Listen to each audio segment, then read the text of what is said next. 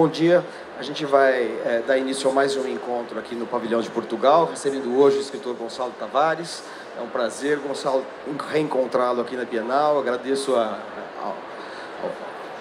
ao stand de Portugal, ao Pavilhão de Portugal e a Isabel Lucas, curadora, pelo convite para fazer esta mediação. É um prazer reencontrar o Gonçalo, que eu já tive a oportunidade de entrevistar e, enfim, venceu importantíssimos prêmios literários, tanto em Portugal como o prêmio José Saramago pelo Jerusalém, quanto mais de uma vez ganhou o prêmio Oceanos e também o Portugal Telecom, que é o prêmio que antecedeu o atual prêmio Oceanos. Gonçalo Tavares é um dos mais importantes escritores portugueses da atualidade, sobre o qual a gente vai conversar aqui, tentando dar conta da muito prolífica produção literária de Gonçalo Tavares. Para vocês terem uma ideia, eu trouxe aqui uma sacola que quase me causou problemas vertebrais, e apenas uma parcela dos livros do Gonçalo que eu tenho em casa. Essa mesa tem o título original de Coração e Cabeça, a escrita como uma espécie de matemática, e previa a participação de dois escritores, Gonçalo Tavares e o escritor Cristóvão Tessa. Cristóvão Tessa foi surpreendido por um teste positivo de Covid na sexta-feira à noite, nos escreveu, acho que sábado de manhã, não me lembro exatamente, mas um pouco antes do seu embarque, comunicando que não poderia vir. Seria muito interessante conversar com o Gonçalo e com Cristóvão juntos, porque existem vários paralelos entre eles. Daí a inteligente proposta de formulação da mesa, feita pela Isabel Lucas, a começar pelo paralelo evidente que existe entre o Filho Eterno do Cristóvão Tessa, que fala da sua experiência pessoal de ter um filho com síndrome de Down, e o romance Uma Menina Está Perdida no Seu Século à Procura do Pai, do Gonçalo Tavares, que fala de um universo em ruínas, um universo, um continente devastado, percorrido por duas personagens, uma delas uma menina que tem trissomia 21. No caso do Gonçalo, o termo trissomia 21, que é o gene que determina a síndrome de Down, também se associava um pouco a uma metáfora do 21 como século 21, um século de devastação. Na ausência do Cristóvão, nós perdemos um pouco os paralelismos possíveis, há toda uma matemática da escrita na obra do Gonçalo, que encontra, por exemplo, paralelo num livro como A Tirania do Amor, do Cristóvão Tessa.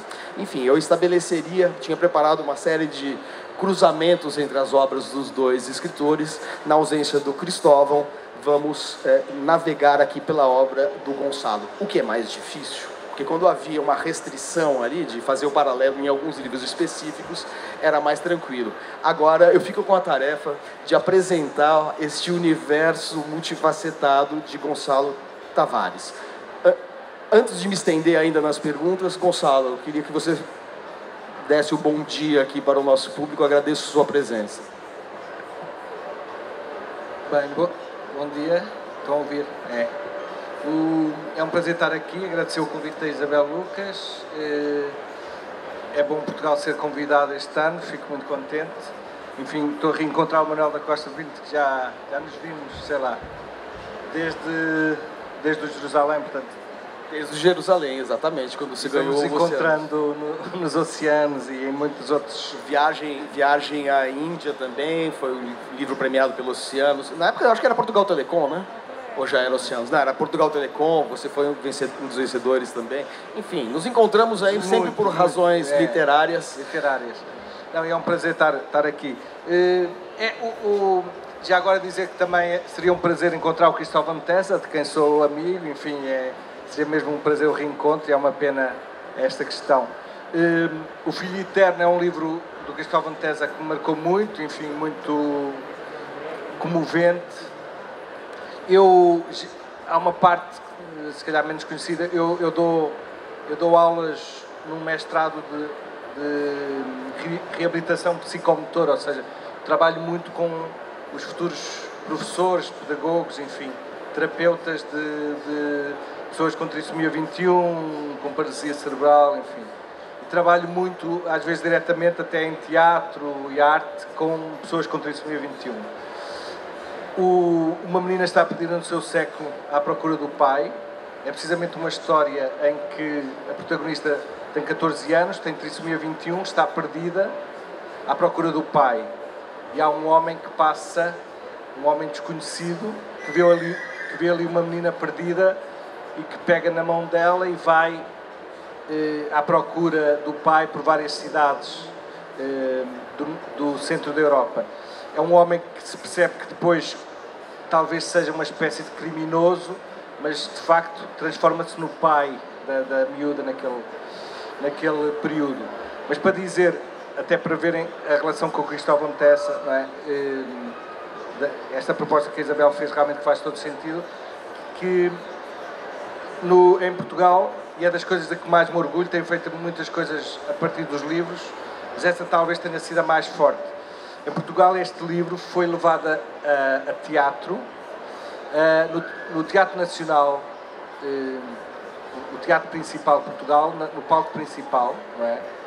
E com um grupo que se chama Crina Abel, que é um grupo realmente composto apenas de atores com trissomia 21, paralisia cerebral, e portanto foi, em 2 ou 3 dias, foi introduzido no programa, digamos, do Teatro Nacional, e o palco principal, durante 3 dias, esteve totalmente ocupado, e as salas cheias, e foi das coisas mais tocantes ver que, de repente, por exemplo, um teatro que era muito marginal, era quase deprimente ver que apenas iam os pais dessas crianças, que às vezes, eu digo crianças, mas às vezes tinham 50 anos, 30 anos, 40, e de repente este livro foi levado a palco, e a partir daí o Crina Abel começou a fazer até um tour nacional e internacional com a peça.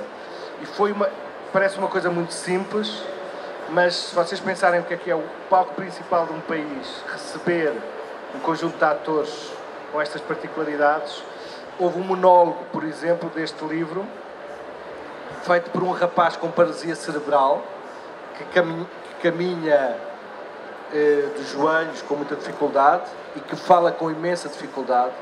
O monólogo durava 2, 3 minutos, mas ele apenas dizia uma frase, que é: o peso tem importância. Mas este rapaz dizia, por exemplo, a palavra peso, diz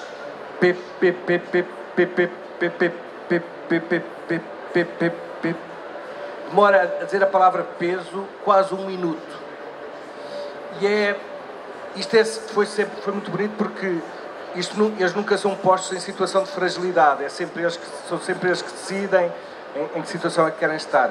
Mas foi das coisas mais inacreditáveis, foi ver o maior teatro português completamente cheio, a praça principal, e as pessoas totalmente caladas a ouvir, pessoas que falavam com dificuldade, andavam com dificuldade, mas a verem uma peça de teatro. Eu isso achei extraordinário.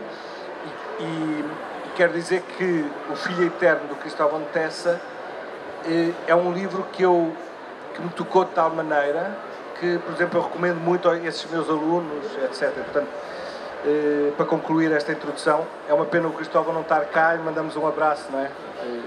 Estimamos as melhoras, mas eu conversei com ele, liguei para ele, está tudo bem, é uma gripe, enfim, como todos nós temos tido depois da vacina.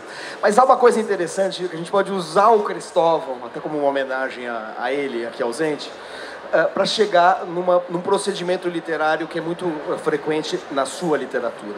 O Cristóvão Tessa tem uma obra ficcional, tem inúmeros romances, nem saberia dizer quantos, 20, 30, e este é o único livro em que ele adota um dispositivo autobiográfico. Ele fala de uma experiência pessoal, explicitamente. Só que para fazer isso, ele cria um narrador que se refere a si mesmo em terceira pessoa. Ele se coloca como uma personagem. Então existe uma voz narrativa que fala: o escritor fazia uma revisão de uma tese que falava de trissomia 21. Daí, quando o escritor, a mulher dele estava grávida, descobriu que o filho teria trissomia 21. O médico tentou dar a notícia de uma maneira um tanto oblíqua, sem dizer explicitamente que era síndrome de Down, mas o escritor, e aí ele examina as reações do escritor, a reação de rejeição e ódio que o escritor, personagem dele, que é ele mesmo, tem em relação a um filho com síndrome de Down, as fantasias até de assassinar, matar o filho, no sentido assim, de eliminá-lo, para acabar com aquele problema, tem toda uma rememoração da personagem sobre o seu passado de uma comunidade contracultural no interior do Paraná, e a ironia de que quando ele passou a vida defendendo contraculturalmente a diferença, a tolerância, e quando surge o único diferente diante dele, que é o próprio filho, que é diferente por ser portador de Down, ele tem uma reação conflituosa, tensa, de rejeição. Então, as contradições que uma pessoa vive intimamente e que desfazem um pouco as suas construções abstratas mentais, são flagradas com muita violência graças ao dispositivo de distanciamento. Ele não fala, eu tive um filho com síndrome de Down. Ele fala, o escritor, ele se refere sempre a ele como uma personagem.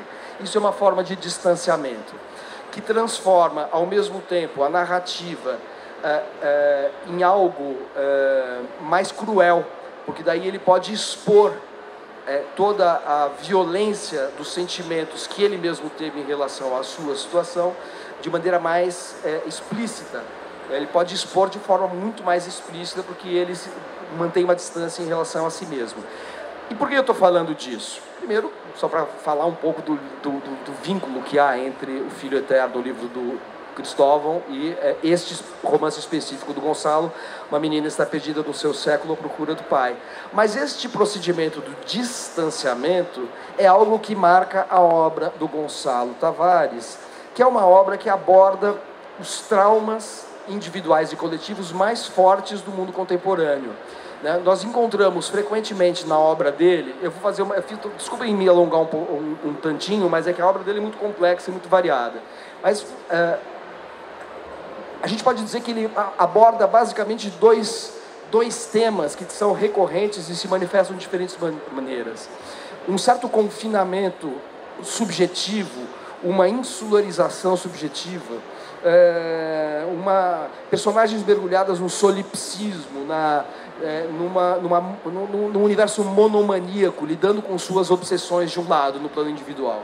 E no plano coletivo, no plano histórico, ele flagra sempre situações de barbárie, ruína, estado de exceção. Se vocês conseguirem ver a capa desse livro, vão ver que esse personagem que percorre junto com a menina uma Europa devastada, atravessa cidades em ruína, literalmente, e que chegam a Berlim, onde há, enfim, um hotel que tem os números são referências, números de pessoas que foram marcadas em Auschwitz. Há todo um sentido alegórico na obra do Gonçalo. Então, de um lado, as personagens encerradas em si mesmas, prisioneiras de si mesmas subjetivamente, de outro lado, uma vida coletiva atravessada pela barbárie e pela ruína, pelo estado de exceção. Isso, de certa maneira, deflagra uma cartografia literária. E aí a gente tem investigações disso de diferentes maneiras. Há uma tetralogia que inclui livros como Um Homem, Klaus Klump, Aprender a Rezar na Era da Técnica, Jerusalém, e você está aumentando o Osso do Meio talvez se insira, que é um dos seus livros mais recentes, talvez se insira nessa tetralogia inicial, que vai virar pentalogia, hexalogia. Ou seja, são sempre personagens num universo ruinoso, tentando sobreviver, mas ao mesmo tempo envolvidas com obsessões em prever catástrofes, obsessões masoquistas, obsessões em relação a tentativas de escapar da dor, talvez através da própria dor. Por outro lado, a obra dele inclui uma série de narrativas que mostram personagens envolvidas com atos mecânicos, como Mateu perdeu o emprego, onde está Mateu perdeu o emprego, realmente está tudo aqui. Daqui a pouquinho eu acho enquanto ele falar. Mateu perdeu o emprego é um livro em que várias personagens estão envolvidas em atos mecânicos. E ao final há um pós-fácil dele que explica, ou na verdade não explica nada, acrescenta elementos a cada um dos capítulos que nós lemos, duplicando o mistério dessas vidas encerradas e ciclos repetitivos. Portanto, também temos um conjunto de narrativas que chama-se O Bairro, que são pequenas biografias de personagens reais da literatura, escritores da literatura, Ítalo Calvino, Karl Kraus, Henri Michaud, Roberto Juarós, Paul Valéry, que são personagens que fizeram da inteligência formal uma forma de organizar seu mundo. Então, o Gonçalo se apropria vamos dizer assim, das formalizações poéticas desses escritores para criar vida a partir dessas formalizações. O que eu estou querendo dizer com tudo isso? Ele criou uma espécie de cartografia literária, vários tipos de narrativas, organizadas segundo um mapa imaginário, com espaços imaginários. Tem as narrativas sobre a ruína coletiva, narrativas sobre os atos mecânicos da vida em sociedade, narrativas sobre a maneira como a literatura cria modelos de ordenação do mundo que contrastam com a desordem do mundo e tornam as vidas possíveis. Então, a literatura do Gonçalo é uma espécie de mapa mundi das possibilidades de viver a partir de traumas e encontrar na literatura construções que reordenam a nossa experiência. Aqui me calo, vamos falar com ele, porque eu já falei demais, as pessoas reclamam que o mediador fala demais. Eu queria que você contasse para nós como você começou a criar essa ideia de uma espécie de mundo, de mapa mundo imaginário que está aqui, ó, no osso do meio tem aqui. Luiz, pega aqui, circula, passa para as pessoas verem aí como que funciona essa cartografia, como é que ele dividiu a sua própria obra. Não sei se está... Eu desde que comecei a escrever gosto... Desde que comecei a escrever, para mim está muito claro que a palavra texto é uma palavra, para mim, mais essencial do que a palavra romance, conto, poesia, etc. Ou seja, sempre me pareceu que os géneros literários são, por vezes, um meio de diminuir a potência da escrita. Quando nós dizemos isto é um romance, muitas vezes estamos a dizer isto é contar uma história, não é do mundo do pensamento. Quando dizemos ensaio, estamos a dizer isto é do mundo do pensamento, não é do mundo de contar história, nem é do mundo da linguagem. Quando estamos a dizer que isto é poesia, provavelmente estamos a dizer que não é do mundo do pensamento, nem do mundo da narrativa. Ou seja, cada vez que classificamos um texto num género, estamos de alguma maneira a tirar potência inicial à linguagem. Um texto pode pensar, pode ter uma espécie de preocupação com o ouvido, uma preocupação com o som, e pode contar uma história. Quer dizer, esta ideia, por exemplo, de que o pensamento e a narrativa são dois mundos distintos é uma ideia completamente tonta, por um lado, e que ignora, por exemplo, toda uma tradição da filosofia que é ensinada a partir de histórias. Na tradição ocidental, a filosofia, por exemplo, é ensinada a partir de conceitos. Muitas das tradições filosóficas orientais, a filosofia é ensinada a partir de histórias. Por exemplo, podemos definir o conceito de necessidade, e a filosofia ocidental tem páginas e páginas sobre isso. O que é necessário, o que é necessidade, o que é natural, etc. Por exemplo, há uma história que se conta rapidamente na filosofia oriental, que há um homem que sai à rua para comprar sapatos e cruza-se com um homem que não tem pés. E isto é uma micro-história que está a falar sobre a questão da necessidade, da naturalidade, enfim, de uma série de questões. Portanto, nós podemos pensar a partir de conceitos, a partir de histórias, a partir da linguagem. E a mim, a certa altura, o que me pareceu é que o que eu ia fazendo não entrava muito no que era nestas categorias mais padronizadas. Por exemplo, o bairro, acho que não são contos, não sei onde é que entra aquilo. Há um conjunto de livros que é animalescos, canções mexicanas, que é precisamente E Água, Cão, Cavalo, Cabeça, que são para mim os 3 livros mais radicais, mais radicais a nível literário. E é interessante que são livros que passaram um pouco ao lado, para mim são dos mais radicais. Quais são os 3 livros? Água, Cão, Cavalo, Cabeça, Canções Mexicanas e Animalescos, que são livros totalmente inclassificáveis, acho eu, e das coisas que eu acho mais poderosas. E é interessante que eu àquilo chamei canções, porque precisamente não são contos, claramente são outra coisa qualquer. Enfim, agrada-me a ideia de que um livro inaugura um género literário, não é? O Viagem à Índia, por exemplo, parte também de uma lógica um pouco diferente, que é como voltar à tradição e aos clássicos de uma maneira diferente. E aí interessava muito, por exemplo, esta ideia com a qual eu não me revejo, não é? Na qual eu não me revejo, a ideia de que há géneros literários como a epopeia que fazem parte do passado. Precisamente o que eu tentei foi pegar nesta máquina que se dizia que estava obsoleta e voltar a pô-la em funcionamento.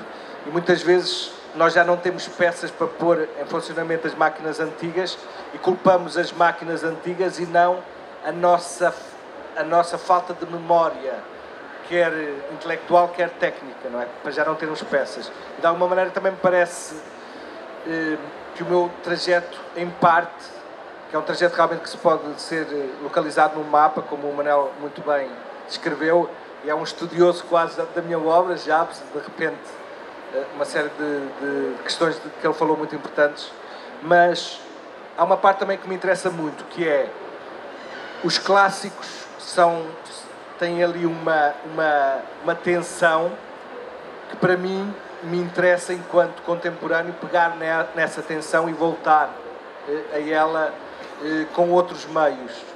E portanto, por um lado, eu faço algo que não sei muito classificar e depois vou tentando dar nomes, mas por outro lado tem um lugar muito... Portanto, isto pode parecer muito contemporâneo, digamos, mas por outro lado eu acho que tenho uma noção muito clara da importância dos clássicos. A Viagem à Índia parte dos Lusíadas, não é? De Camões, que é a grande referência em termos clássicos portugueses.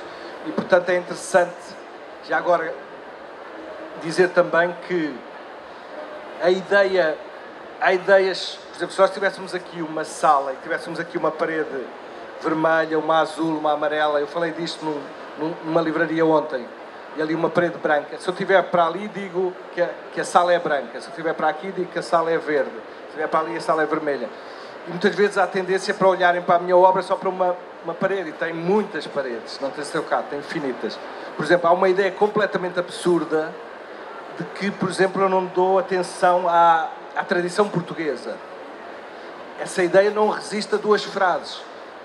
Eu fiz um livrinho que não é pequenino, que se chama A Viagem à Índia, que é a partir dos Lusíadas, Camões. Tenho um outro livro, por exemplo, além de infinitas outras... Água com Cavalo de Cabeça é passado em Lisboa. Tenho um outro livro que é breves notas sobre Maria Gabriela Lhançol, Maria Filomena Molder e Maria Zambrano. Maria Zambrano é espanhola, as 2 primeiras são portuguesas. Eu não conheço muitos autores contemporâneos portugueses que tenham escrito livros sobre autores contemporâneos portugueses. Eu, quando escrevia, a Maria Lhançol era viva e a Maria Filomena Molder também. Portanto, dizer que não... Alguém, é mesmo esta questão da parte portuguesa, só dizer que me interessa muito também, a ideia da tradição portuguesa. Eu estou agora muito a trabalhar também com mitologias, interessa muito também as histórias tradicionais portuguesas. Portanto, eu tenho uma curiosidade muito que vai sempre sendo alargada, e interessa muito esta ideia de tentar escrever livros que são distintos de todos os outros, apesar de podermos ver uma espécie de riso que é da família, ou uns olhos que também nos lembram um outro livro, mas são sempre livros totalmente individuais, não é? Não, sem dúvida. É por isso que é muito difícil estabelecer uma organização dentro da obra do Gonçalo.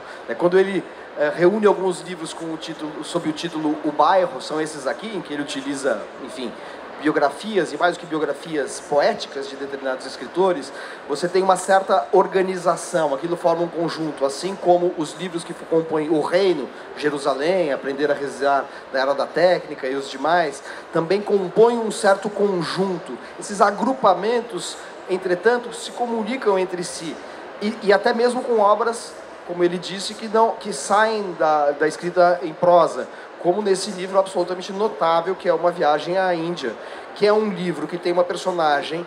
É um livro muito intertextual, num certo sentido, mas que, ao mesmo tempo, pode se ler totalmente sem pensar na relação com a tradição literária. Porque é um livro que tem o mesmo número de versos ou cantos que os Lusíadas do Camões, mas tem uma personagem chamada Bloom, que é um viajante contemporâneo.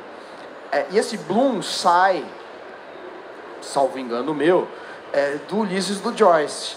E se Ulisses do Joyce é a epopeia de um homem comum, Ulisses, romance do Joyce, que se passa em um único dia, 16 de junho, na Dublin do começo do século XX, tem referência na epopeia do Homero, né, na Odisseia do Homero, então o Ulisses moderno seria o Bloom. O Gonçalo pega este Bloom, que realiza uma epopeia do homem comum no século XX, e transpõe para o final do século XX, ou começo do século XXI, o final do século XX, né? Começo do século XXI. Ele transpõe este Bloom para uma outra epopeia, em que efetivamente há uma navegação, mas é uma navegação em outros termos. É uma navegação para encontrar o mesmo. Não é mais a navegação dos Lusíadas, do encontro com a diferença e com o desconhecido, com os monstros marítimos e com os mitos e com a descoberta da máquina do mundo. Na verdade, é uma espécie de leitura a contrapelo dos Lusíadas, porque é um homem que está lidando com, vamos dizer assim, com a modalidade moderna da viagem. E essa mitologia da viagem, que é tão importante no universo e no imaginário português, e que faz desse livro um livro essencialmente português e que dialoga com a tradição portuguesa, no entanto, é atualizado para um contexto globalizado e internacional, né? Hoje em dia já não existe mais a ideia do encontro com o outro, com a diferença, né? A epopeia moderna tem outra característica. Então, esse navegante que faz uma viagem à maneira de Camões para a Índia, ele está movido não mais por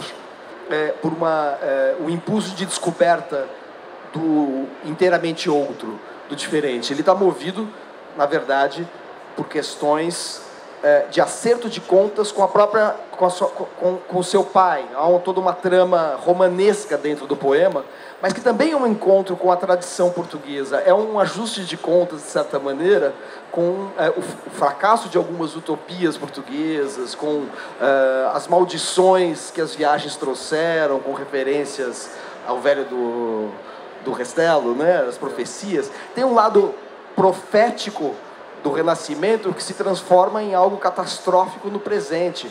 Então, essas apropriações que o Gonçalo faz, a tradição literária, não são apenas um jogo literário, também é uma reflexão sobre a contemporaneidade, o sentido de uma epopeia moderna. E a obra dele está totalmente atravessada pelas questões contemporâneas, de um ponto de vista português, mas que transcendem. E muita gente talvez pergunte,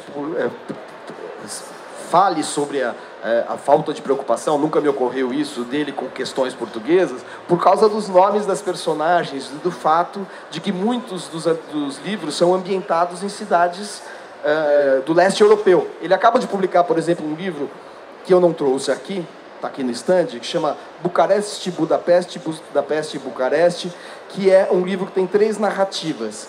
E esse livro, por exemplo, reforça esse fascínio que você tem pelo mundo do leste europeu, da Mitteleuropa, o centro europeu, né?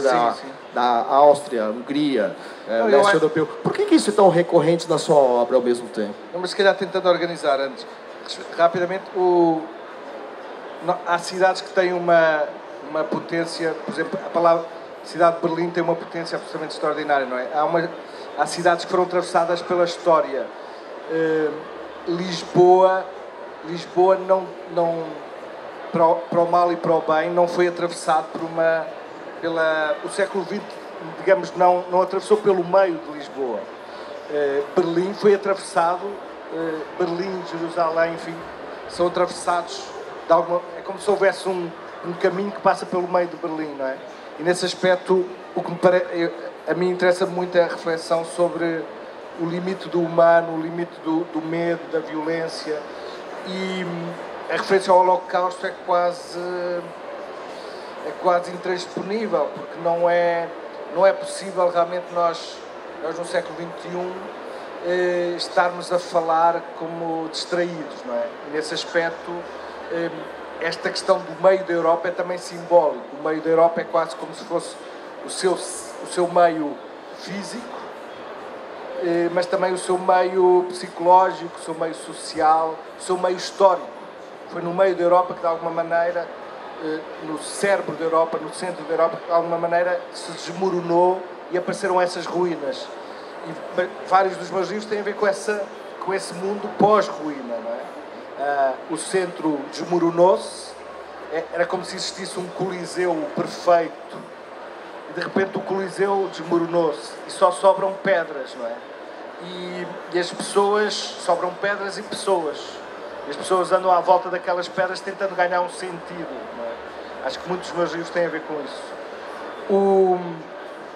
A questão do Portugal me parece importante, porque estamos no stand português, dizer que toda a tradição cultural e literária portuguesa, e, por exemplo, até porque estamos numa homenagem também ao Saramago, num centenário importante, toda a tradição cultural e literária portuguesa é uma tradição, em parte, também europeia, mas atravessada também por linhas africanas, linhas de outros, da Ásia, coisas que não são até hoje muito exploradas. E, portanto, quando falamos de culturas, eu acho que não há... Esta lógica de fronteira é uma lógica completamente absurda, não é? Se a lógica de fronteira é até, para um humanista, absurda em termos geográficos, estratégicos, quanto mais a nível cultural. A ideia de que há uma cultura que está dentro de um recipiente que se chama Portugal, há outra cultura que está dentro de um recipiente que se chama Brasil ou tal, é de loucos e de pessoas com falta de percepção do que é a cultura. O Bauman fala da questão do líquida, não é? A cultura não é do estado líquido, é do estado gasoso, não é? É uma coisa que se vai distribuindo sem vermos, não é? A ideia é qualquer coisa precisamente espiritual no melhor dos sentidos, em que atravessa a matéria e nós inspiramos esse espírito que vem de não sabemos de onde, não é? A ventania vai transportando o espírito da cultura e da arte por todo o lado. Portanto, nesse aspecto, eu acho que esta ideia de separações até culturais é um pouco absurdo. O Viagem à Índia é muito também sobre esta divisão entre Oriente e Ocidente. É alguém que viaja para o Oriente partindo do princípio, para além das questões mais pessoais, partindo do princípio que no Oriente está o espírito e que no Ocidente está a matéria. E, portanto, ele vai à procura de um mestre. A ideia é um bocado de que na Índia, de repente, todos levitam, todos são totalmente imaterialistas, etc, etc. O que acontece é que ele faz a viagem à Índia, chega o tal Bloom, chega à Índia, encontra o mestre que ele ansiava encontrar e de repente percebe que o mestre o vai roubar materialmente, enfim, que é ainda mais materialista do que ele. Eu já fui à Índia, claro, e há uma parte que, digamos, da mitologia da Índia que faz sentido. Realmente há muitas vezes uma espiritualidade que para nós ocidentais é um pouco estranha, que muitas vezes tem a ver com aceitação, ou seja, por exemplo, ao contrário do Brasil, em que a pobreza revolta-se, a pobreza Podemos discutir se devia revoltar mais, mas a pobreza revolta-se. Na Índia, uma das coisas mais chocantes, mas que depois se transforma em qualquer coisa que nós até podemos admirar, mas sempre com uma certa ambiguidade, é a tranquilidade e a quase indiferença com que a pobreza é aceite, não pelos outros, mas pelos próprios pobres. É qualquer coisa de nós dizermos a alguém, está a fazer um eco, não sei se... Nós, na Índia, a pobreza, os hindus, nós dizemos a alguém, mas tu aceitas esta pobreza? Eles quase que não compreendem esta pergunta, porque é uma aceitação total. E é uma aceitação que não é uma desistência, é uma aceitação com alegria. E isso para um ocidental é muito estranho. E claro, para um ocidental nós pensamos, o ser humano é feito para decidir, é feito para contestar, é feito para procurar qualquer coisa de melhor a nível material, e de repente estamos diante de um... Claro que isto não é generalizado, claro que há infinitas exceções, mas estamos diante, muitas vezes, de pessoas para quem a aceitação do que acontece é absolutamente determinante. E, precisamente, a ideia de que a infelicidade não nasce da pobreza ou de qualquer acidente biográfico, não nasce mesmo de alguém rico que tenha um acidente, uma tragédia qualquer familiar. Portanto, o grande princípio é de que a infelicidade não nasce nem da pobreza, nem de acidentes terríveis que possam acontecer na nossa biografia, nasce de uma coisa muito simples, que é a não aceitação do que acontece. Ou seja, isso é uma lição filosófica e existencial, que é a ideia de que nós somos felizes quando aceitamos aquilo que acontece, independentemente do que possa ser, bom, mau, etc. E isso, para um ocidental, é qualquer coisa de chocante, porque nós associamos a felicidade, o bem-estar, a alegria a coisas exteriores, às vezes materiais, mas muitas vezes a coisas como a saúde, por exemplo. E é muito interessante falar com algumas pessoas da Índia, indianos, hindus, em que, por exemplo, a questão da saúde e da doença não é importante na questão da felicidade. Mais uma vez, se a pessoa está doente e aceita tranquilamente a doença, está feliz. Se a pessoa está doente e revolta-se contra os deuses ou contra a medicina ou contra si próprio, está descontente, de alguma maneira está a criar a sua própria infelicidade. Isso é uma visão absolutamente radical, diferente da nossa. Mas se calhar também dizer que, infelizmente também, muita da espiritualidade indiana parte da pobreza. Ou seja, é quase como nós dizermos, aquela pessoa dizermos de um pobre ou de um sem-abrigo que aquela pessoa é muito despojada. Uma coisa é o despojamento intencional, voluntário. Outra coisa é o despojamento que é resultado de um saque económico, capitalista, do trabalho, de não haver trabalho, etc, etc. E muitas vezes essas duas coisas são confundidas. Mas eu diria que na Índia encontrei muita pobreza, uma pobreza que se deveria revoltar, mas encontrei em muitos pobres uma riqueza absolutamente existencial e de alegria, uma espécie de pote, se diz no Brasil também, um pote de alegria absolutamente incrível, que eu não conseguia perceber. Mas como é que consegue estar alegre estando totalmente desconfortável corporalmente, não é? Mas eu diria que a alegria é já o grande conforto corporal, não é?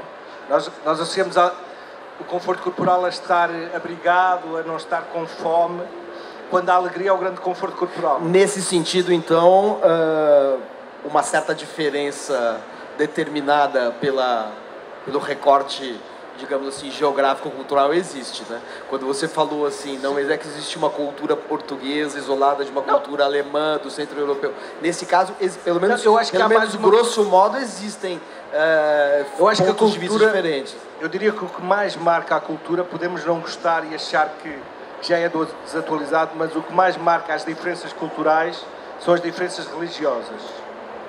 Eu sei que isso seria uma grande conversa, seria um outro debate, mas eu acho que não é uma questão da Alemanha-França ou a França-Índia, é a questão religiosa, é a questão de como entender, e não é necessariamente a questão de como entender Deus ou os deuses, é como entender a nossa relação com a própria natureza, não é? E isso parece-me, até mesmo no Brasil, com as questões das populações indígenas, etc., as grandes diferenças são diferenças de como é que eu me vejo em relação ao mundo, não é? E essas diferenças normalmente são diferenças que têm um caráter religioso. Bom, a gente pode... Eu acho que nesse aspecto é totalmente lateral a nossa conversa, mas eu acho que a Europa, por exemplo, é dividida claramente em termos objetivos entre a Europa católica e protestante. Eu acho que assim, o desenvolvimento capitalista dos países protestantes é completamente diferente dos países católicos. Isso é uma outra conversa, tem a ver com uma questão sociológica e política, não é o nosso assunto aqui, mas acho que a religião, ela determina uma forma de lidar com o imediato. Não, e determina tudo, aliás, há livros absolutamente extraordinários sobre como a economia é influenciada pelas questões religiosas, isso é muito evidente. Um dos maiores clássicos da sociologia é o livro do Max Weber, falando sobre a ética protestante, como chama? A ética protestante e a filosofia do... Não, a ética protestante e o espírito do capitalismo.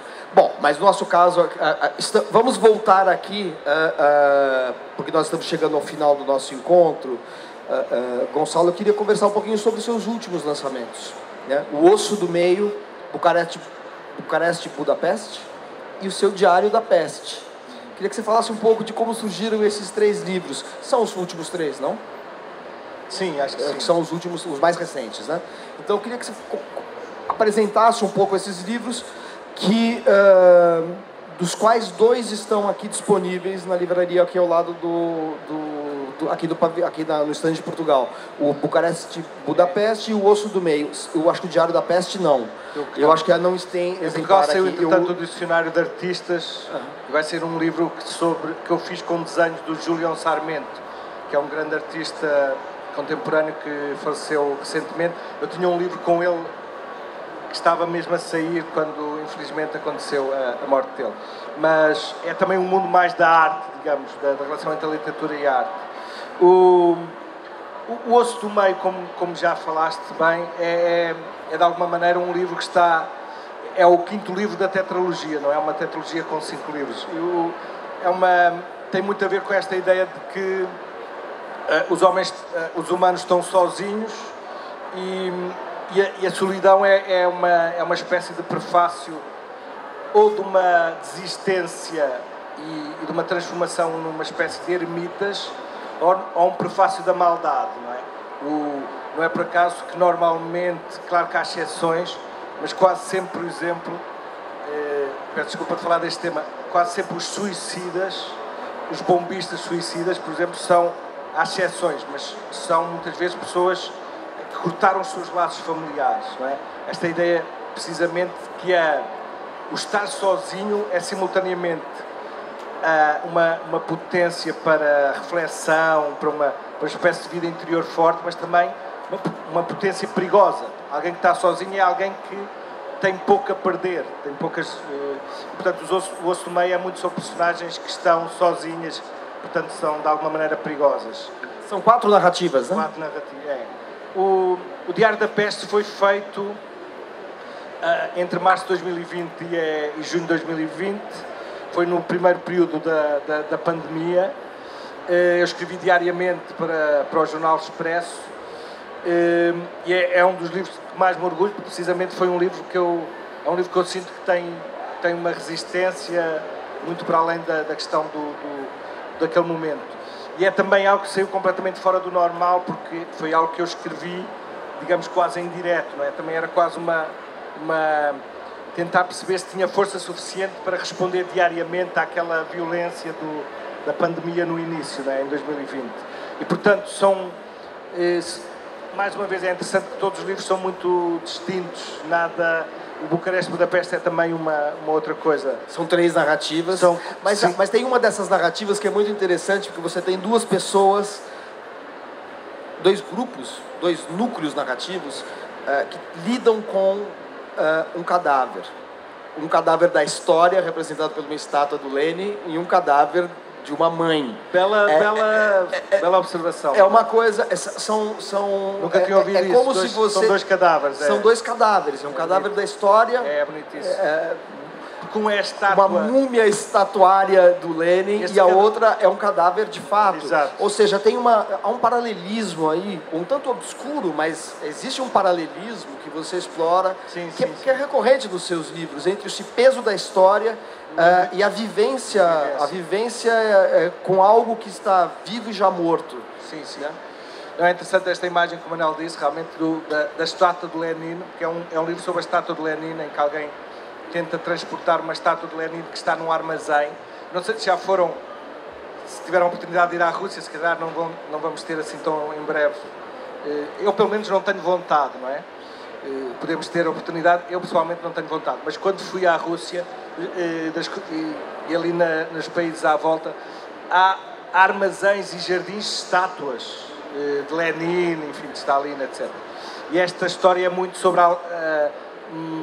um grupo de ladrões, 2 ladrões históricos, digamos. Os historiadores também podem ser ladrões e os ladrões também podem ser historiadores, não é?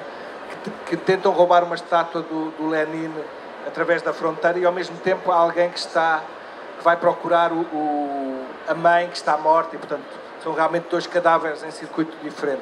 Não, o que sempre me pareceu importante é que se nós pegamos na história individual, chegamos à grande história, e se pegamos na grande história, podemos correr o risco de não chegar à personagem individual. O Humberto Eco tem um texto muito bonito que é: quem sabe os nomes de todos os soldados de Napoleão em Waterloo, não é? E, portanto, esta ideia o soldado desconhecido, esta ideia do sem nome, não é?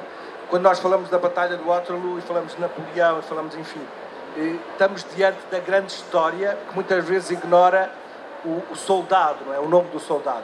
E eu acho que o grande perigo, muitas vezes, da grande história é precisamente esquecer-se esta questão da mãe. Quem é a mãe desta pessoa, não é? As coisas mais... Só para terminar, recentemente há uns meses, apareceram os diários do pai do Hitler. E eu escrevi na altura uma crónica, porque só dizer esta frase, o pai de Hitler, ponto final, só isto, o pai de Hitler, é estranho. É estranho. E a irmã de Hitler, ou seja, de repente nós percebermos que um nome que representa, de alguma maneira, o grande mal da grande história, e de repente nós entrarmos na palavra pai, mãe, irmã. Há qualquer coisa aqui que treme, e é muitas vezes esta tremura que me interessa, este tremor, não é? É a maneira como os grandes traumas entram no contínuo da história, dentro de uma normalidade. Aquilo que o Freud chamava de um Heiler, que é o sinistro, né? Quer dizer, você nota que, de repente, na sua vida familiar, dorme o não familiar, o estranho, né? Em que você percebe que um pequeno desvio pode conduzir a uma grande catástrofe, um grande desastre. Por exemplo, se recordar o Stalin, por exemplo, que era conhecido como o pai do povo, não é? Aliás, esta ideia de pai. Alguns cartazes soviéticos são absolutamente incríveis. E um dos mais incríveis é um dedo assim a apontar e a dizer: se tu gostas da tua mãe, inscreve-te no exército soviético. Que é assim uma coisa completamente direta, que de repente passa da mãe para o Estado, para a nação. E é este curto-circuito que muitas vezes me interessa também, não é?